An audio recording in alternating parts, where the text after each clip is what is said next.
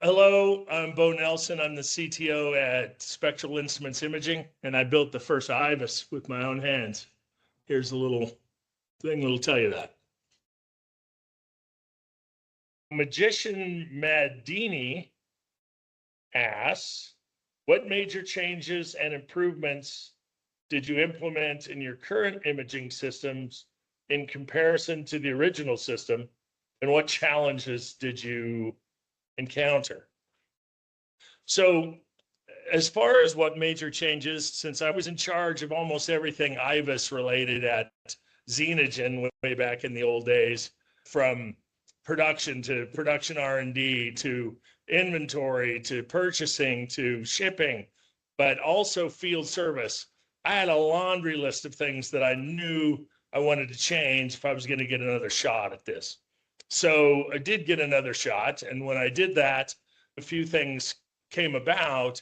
And the big one was that not only did I have this nice list, but technology had run 10 or 15 years ahead newer. And so when we first started with the very first proof of principle IVIS, I had to pour liquid nitrogen into this camera 3 or 4 times a week, which is not a very acceptable operation for the way these cameras work now, or these systems work now. When we finally got to build these, we used a thing called CryoTiger, which is a really cool regenerative gas system that would cool these sensors down to -90. The downside was they were loud, they were expensive, and they were failure prone, and they were the #1 failure item, but they were also very slow. So it took about 2 hours to cool down one of these camera systems. So one of the big advantages that I had with designing this is working with a camera manufacturer and had a camera that's completely solid state cooled. There's no gas, there's no liquids, there's no anything. It's just solid state cooled. So it cools very quickly.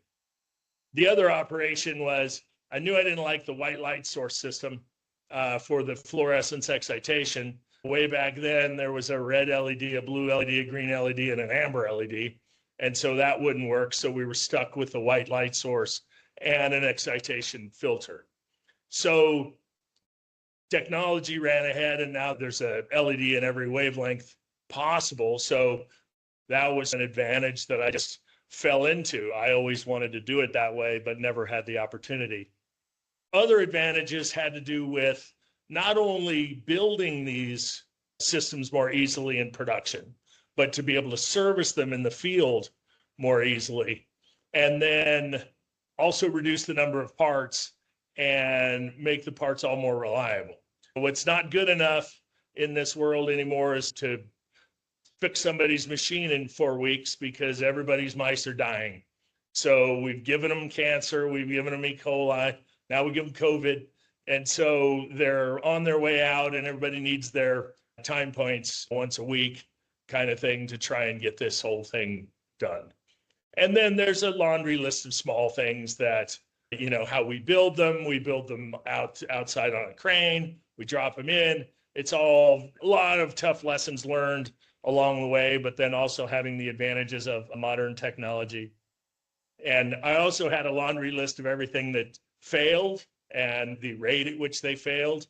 And modern technology saved me again with not having anything for limit switches on all of our motor movements, just quite a few little nice items where I got rescued by technology.